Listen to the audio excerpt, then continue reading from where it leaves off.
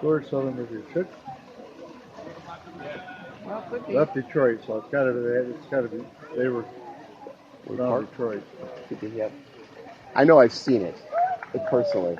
Well, there's hundreds of signs just Yeah. like that all over, thousands all over Michigan. Yeah. Yep, we have.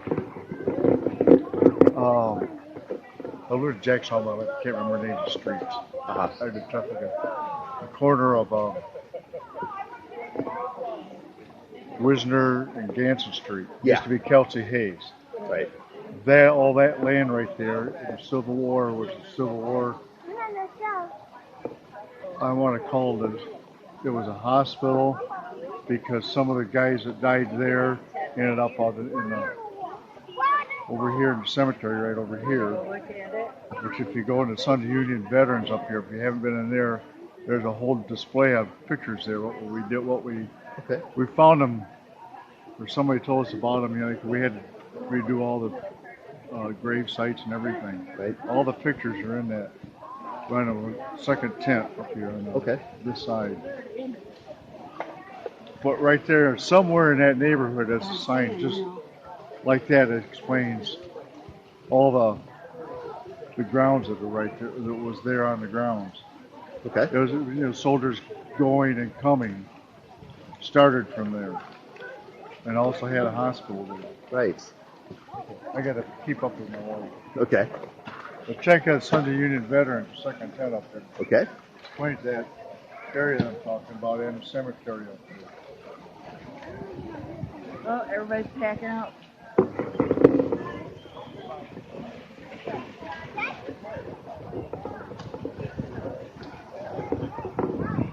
One thing that was different back at that time was land. There's a lot of unclaimed land. So that was actually part of what led to the Civil War, is what would happen with the unclaimed land, what kind of laws would be in place, how would that affect the existing states. And they were encouraging people to go and claim land and be homesteaders. Had free land in Iowa and Nebraska. This is a surveyor. Howdy.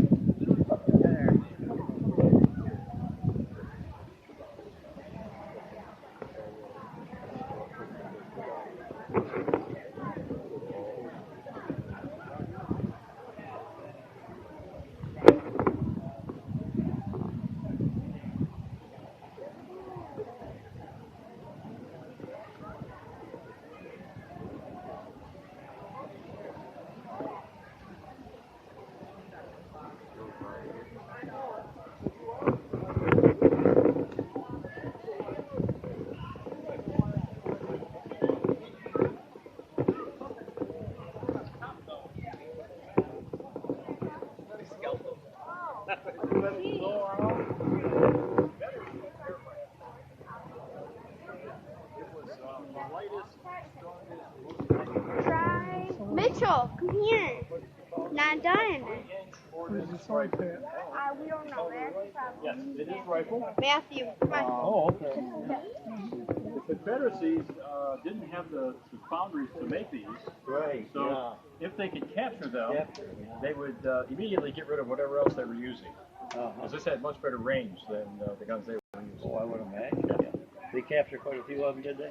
The first couple of years of the war, the Confederates captured over 300 cannons from the Yankees. Yep. Not only the cannons, but the shells, the horses, the harnesses, everything.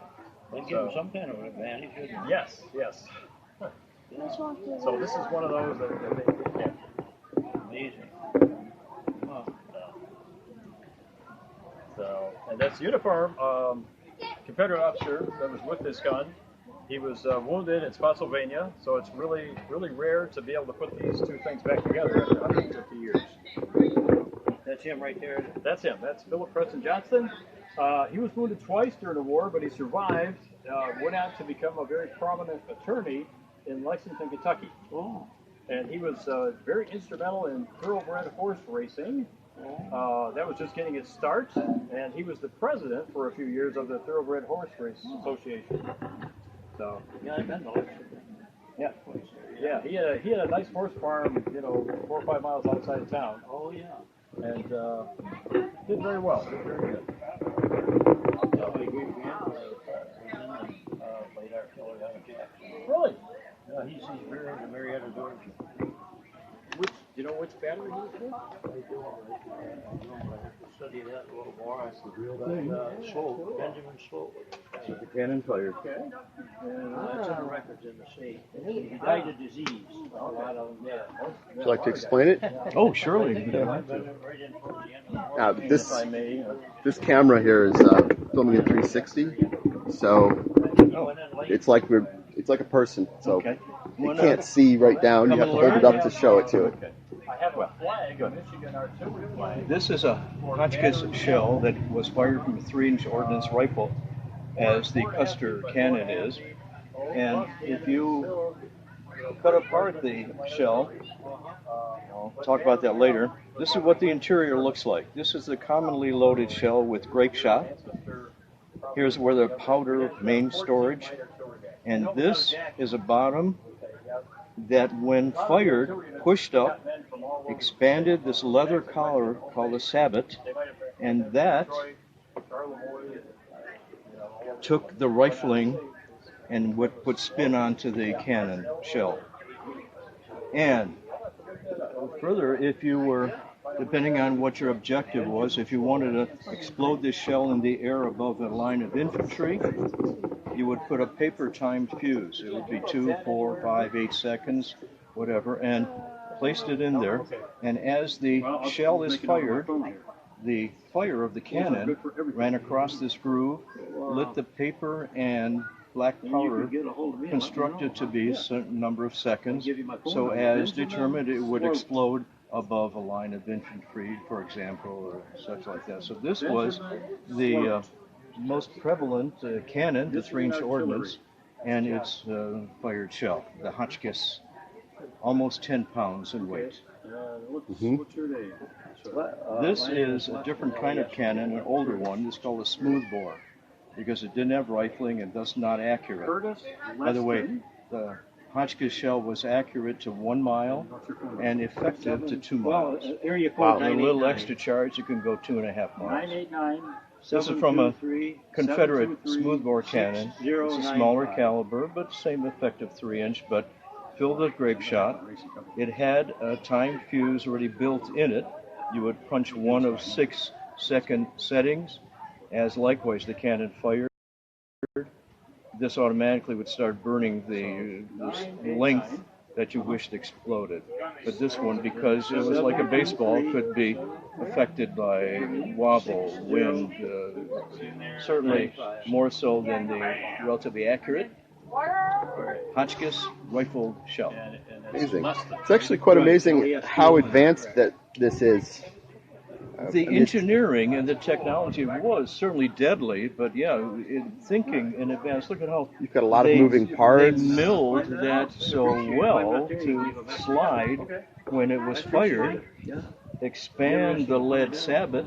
Well, I have Relatively ingenious. on the Michigan artillery. Unfortunately, and bigger killing machine. But Right.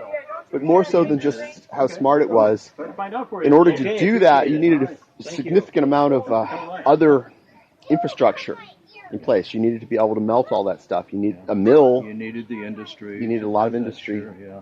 in Now, place there just to were do it. shots that are solid, and they were called bolts. Mm-hmm. And there were also a canister shot that this 3-inch ordnance fired. It had 29 grape shots. Right. It looked a little different, but this was the most common. And Do you know how these were made? The actual process for making them? I have no idea. I have no idea. Did Well, you I'm get like- some steel mill or I'm looking at this here. Like made. only the sabot is lead. Let me see if I This can is, look at this a little bit. So, so just around there is lead. Yeah. Okay. So this is all steel. Yep. Now, this was a brass plug Okay. because you could configure the top of your shell to have grape shot Okay. or more powder and other shrapnel. And so in the field, they could have prepared, and they closed Oh, that. so they could with, pull this out, it's fill a it with screwed whatever in, you want, yeah, and then it's a screwed-in fuse holder. interesting. And then when you were in the field ready to fire, they configured by what was desired the fuse that went in there. Oh, that's really interesting.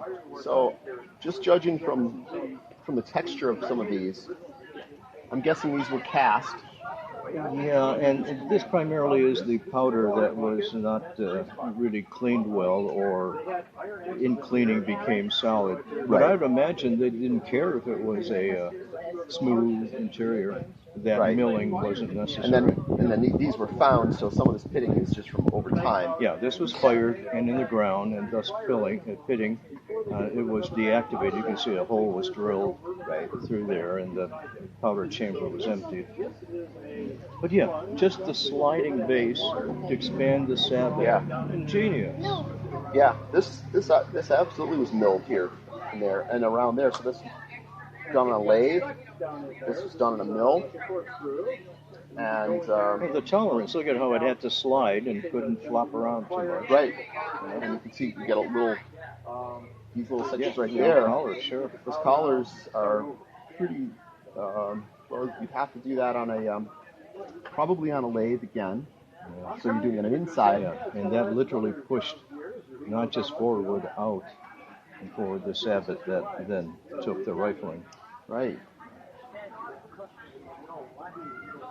A lot of engineering, a lot of delicate work to create this, which was then just going to be blown up and kill people. Yeah, just to kill. Yeah. Again, technology was used after that, but a lot of resource was given to destroys. I mean, they've been saying that for years.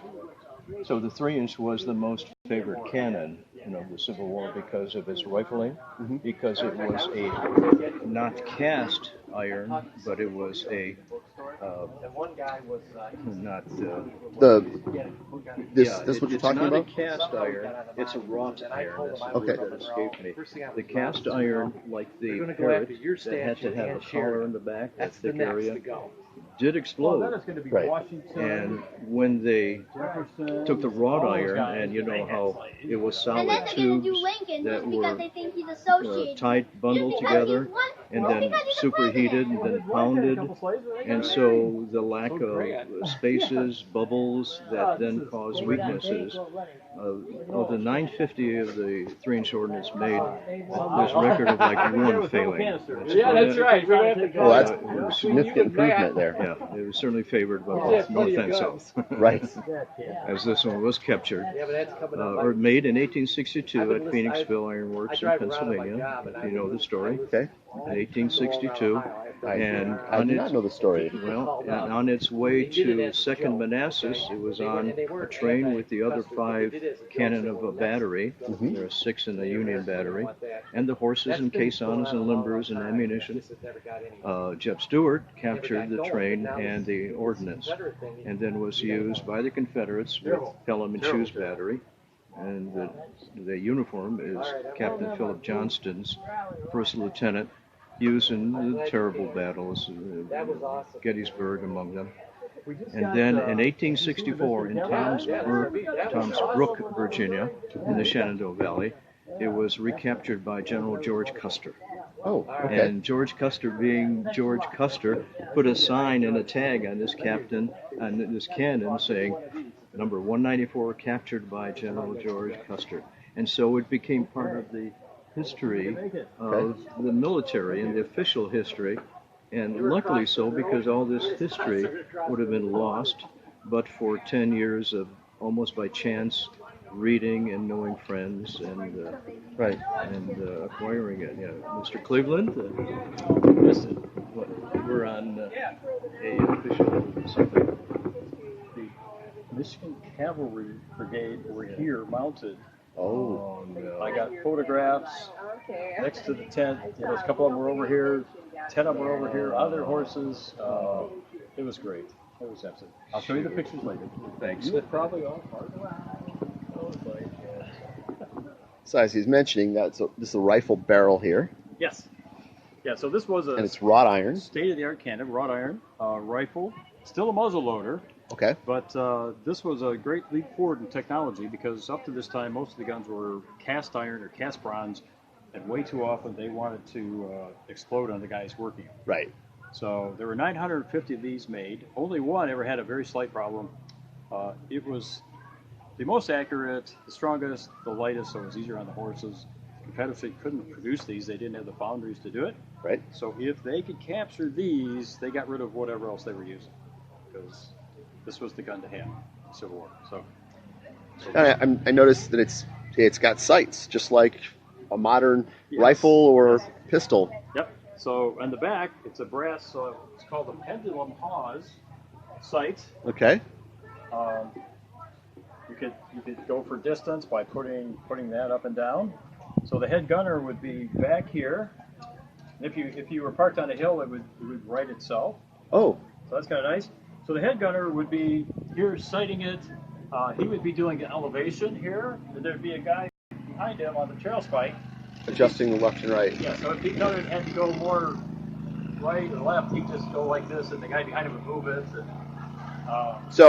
And, how many people on the team to do this? You had two, right? Well, and basically then 9 people. 9 people. So you had 2 people up front. Okay. Doing the loading, the swabbing, the ramming. 9. There'd be a couple people back here. One with the friction primer. You needed that to start the ignition process. Another person over here with the lanyard. So this is, put this on, get out of the way because this thing recoils 3 or 4 feet. Pulling that, then starts the ignition process. Okay. And then there'd be 3 people back with the ammunition. So Okay. if you were actually fighting, you'd look for a spot, maybe that little dip over there. Right. So you take your ammunition over there, keep it out of harm's way, and they'd be running the ammunition back and Right. forth. And also, you want to have it away from this just in case this exploded. Yes. You wouldn't want to blow up all of the ammunition at the same time. Yeah, actually. So there was like a 9-man crew, and everybody knew all the jobs because people are getting shot down. So you had to fill in.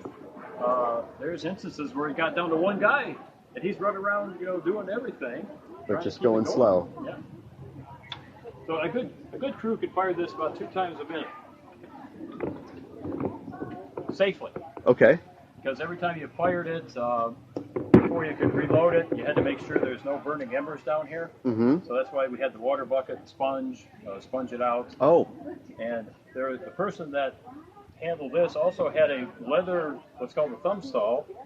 The whole time after they fired it, got their thumb over this because they didn't want any circulation going through here that might cause little embers sparks to go back up. reignite. Right. The So air. They always had that covered. So yeah, it was a pretty big crew for 1 gun. Yankee battery would have had 6 guns, 150 men, and about 110 horses. Okay. Excuse me. Confederate batteries usually had 4 guns, maybe 90 horses, and about 110 men. Okay. So they never had quite as much firepower as the Yankees did, but the first couple of years of the war, they did much better artillery-wise because they would mass their guns together, Mm-hmm. whereas usually they can Unions, they would have 1 battery with, like, say, the 1st and 2nd Michigan Infantry, and then they'd have another battery with the 3rd and 4th, and they'd be fighting on different parts of the battlefield, but the Confederates would concentrate all their guns together. So Okay. they did a lot more destruction during some of the bigger battles with the artillery. Okay. So, And that's because when the other side fought, they would group together as well. yes, yep, The sort of silliness of lining up and then running at each other. exactly. Yeah. Yeah. Which is, of course, the leftover from the ancient past where people used swords and clubs and things. Yes, yes. It's amazing that they hadn't, just into like the 1300s, they hadn't adjusted the fact that we've got arrows and just running at people is not a useful thing to do anymore. All the way up to where they're having Right. Well, gunpowder.